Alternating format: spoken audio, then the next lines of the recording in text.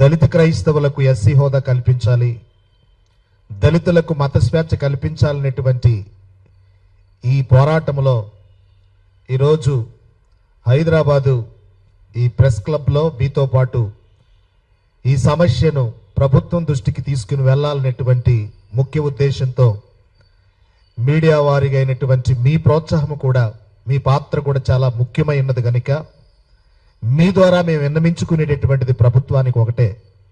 ఈరోజు దళిత క్రైస్తవులు అనుభవిస్తున్నటువంటి సమస్య ఇప్పటికి 76 సంవత్సరాల నుంచి, 1950 నుంచి ఇప్పటికి 76 సంవత్సరాల నుంచి ప్రెసిడెన్షియల్ ఆర్డర్ 1950 ఈ ఆర్డర్లో ఉన్నటువంటి 3వ పేరాలో ఉన్నటువంటి సమస్య మత స్వేచ్ఛకు ఆటంకంగా ఉన్నటువంటి దీన్ని పరిష్కార దిశగా మేము గల్లీ నుండి ఢిల్లీ వరకు కూడా ఈ పోరాటాన్ని ముందుకు తీసుకుని వెళ్ళాలనేటువంటి ఉద్దేశంతో మేము ఆంధ్రప్రదేశ్ కాకినాడ నుంచి ఇక్కడికి వచ్చి మేము ఆంధ్రాలో ఉన్నటువంటి అన్ని ప్రాంతాలను కూడా కవర్ చేసి ఈరోజు హైదరాబాదు తెలంగాణలో ఉన్నటువంటి క్రైస్తవ మేధావులు, క్రైస్తవ బిషప్లు, పాస్టర్స్, సంఘ నాయకులు, అలాగనే ఇక్కడ పీసీఎఫ్ నాయకులైనటువంటి వారందరినీ కూడా కలుపుకొని మా మిత్రులు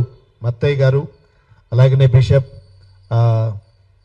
భాస్కర్ గారు, రవి గారు, పెద్దలు స్వామిదాస్ గారు, మరి వేదికను అలంకరించినటువంటి వారు, అలాగే మా ఇండియన్ క్రిస్టియన్ ఫెడరేషన్ సెక్రటరీ గారు అయినటువంటి రాజేష్ బాబు గారు, నేషనల్ కన్వీనర్ అయిన మరి శ్యామ్ గారు, ఇంకా తదితరులందరూ కూడా ఈ స్థలానికి వచ్చి ఢిల్లీ కార్యక్రమాన్ని విజయవంతం చేయాలనంటే మా మట్టుకు మేము అక్కడికి వెళ్ళటం కాదు, యావత్ క్రైస్తవ సమాజాన్ని అంతటిని కూడా పురుకొల్పడానికి హైదరాబాదు వచ్చి తెలంగాణ నుంచి అన్ని ప్రాంతాల నుంచి కూడా ఢిల్లీకి తరలి రావాలని చెప్పి అందరిని ఆహ్వానించడం జరిగింది.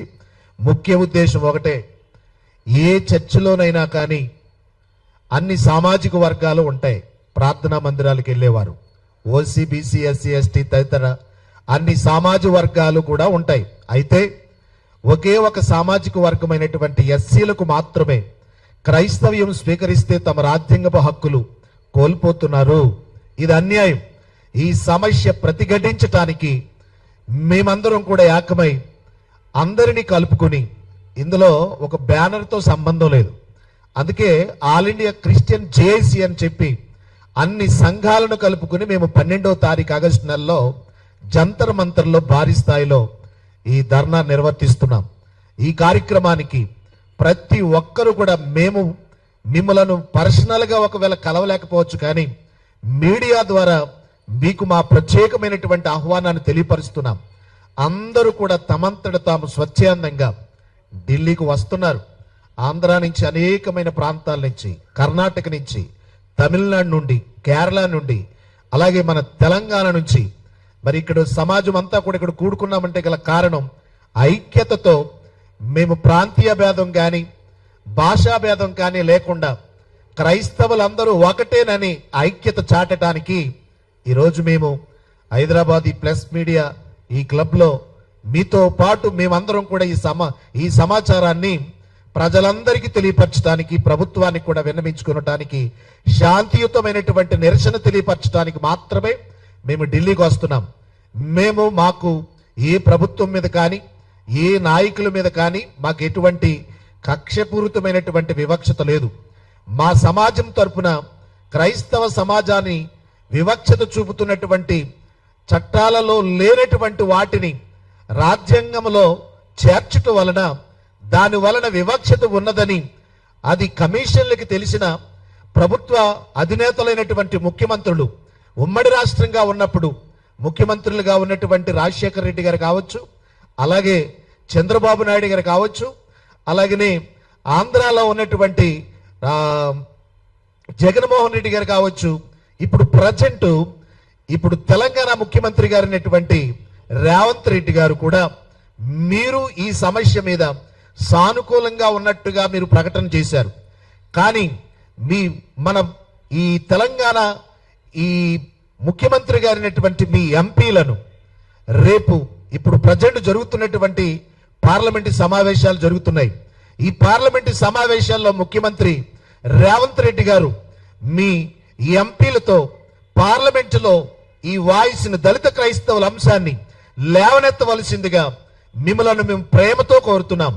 అలాగే ఆంధ్రప్రదేశ్లో ఉన్నటువంటి ప్రీతమ ముఖ్యమంత్రి గారైనటువంటి నారా చంద్రబాబు నాయుడు గారు మీ ఎంపీలను కూడా పార్లమెంటులో మీ మద్దతును తెలియపరుస్తూ దళిత క్రైస్తవులను ఎస్సీలుగా గుర్తించడానికి మీ సంపూర్ణమైనటువంటి మద్దతు ఆల్రెడీ మీరు 2019లోను 2014లోను మీరు 2 సార్లు తర్వాత ఉమ్మడి రాష్ట్రంగా ఉన్నప్పుడు కూడా దళిత క్రైస్తవులను ఎస్సీలుగా గుర్తించాలని చెప్పి మీరు అసెంబ్లీలో తీర్మానాలు ప్రవేశపెట్టారు చంద్రబాబు నాయుడు గారు.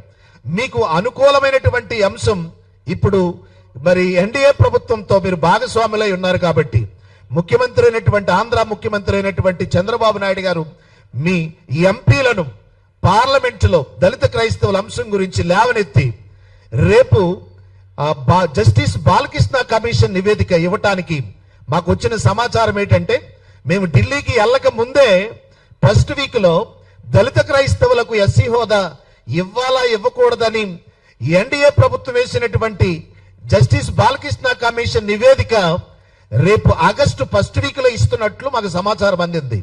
ఆ సమాచారం ప్రకారంగా మీరు దళిత క్రైస్తవులకు ఎస్సీ హోదా కల్పించాలని గత జస్టిస్ రంగనాథ్ మిశ్రా కమిషన్ ఎలాగనైతే సంపూర్ణంగా నివేదిక ఇచ్చిందో దానికి అనుకూలంగానే మీరు కూడా సంపూర్ణమైనటువంటి మీ మద్దతును జస్టిస్ బాలకృష్ణ కమిషన్ కూడా ప్రభుత్వానికి నివేదిక ఇస్తే అది చాలా మేము విశ్వసించడానికి ప్రభుత్వం మీద మాకు చాలా నమ్మకం ఉంది. మరి కమిషన్ మీరు స్పష్టమైనటువంటి నివేదికను ఇవ్వండి. పక్షపాతమైనటువంటి నివేదిక ఇవ్వకుండా మీ స్పష్టమైన వైఖరి తెలియపరుస్తూ మీరు సంపూర్ణంగా ప్రభుత్వానికి మీ నివేదిక అందిస్తారని మేము విశ్వసిస్తున్నాం. మరి కేంద్ర రాష్ట్ర ప్రభుత్వాలు కూడా దళిత క్రైస్తవుల అంశం మీద మీరు సంపూర్ణమైన మద్దతు తెలపండి. మేము రేపు ఆగస్టు 12వ తారీఖున జరుగుతున్నటువంటి ఢిల్లీలో జంతర్ మంతర్లో జరుగుతున్న కార్యక్రమానికి ప్రభుత్వ పెద్దలుగా మేము కూడా మిమ్మల్ని కలుస్తాం. మీ సపోర్ట్, మీ సహకారం కూడా ఆల్ డినామినేషన్స్ ఏ భేదము లేకుండా అందరూ కూడా వచ్చి మీ మద్దతు తెలియపరచాలని తెలంగాణలో ఉన్నటువంటి యావత్ క్రైస్తవ సంఘాలన్నిటికీ కూడా మేము పిలుపునిస్తున్నాం. ఈరోజు తెలంగాణ ముఖ్య నాయకులకి ఇక్కడ సమావేశమై మీకు అందరికి కూడా ప్రేమతో ఆహ్వానిస్తున్నాం. రండి, కదలి రండి. ఢిల్లీలో దళిత క్రైస్తవుల అంశం గురించి మనం గలవిప్పుదాం. ప్రభుత్వం దీని మీద స్పందించేటటువంటి రీతిలో మన నినాదాన్ని వినిపిద్దాం. George Srimanthula, Indian Christian Federation national president. Thank you.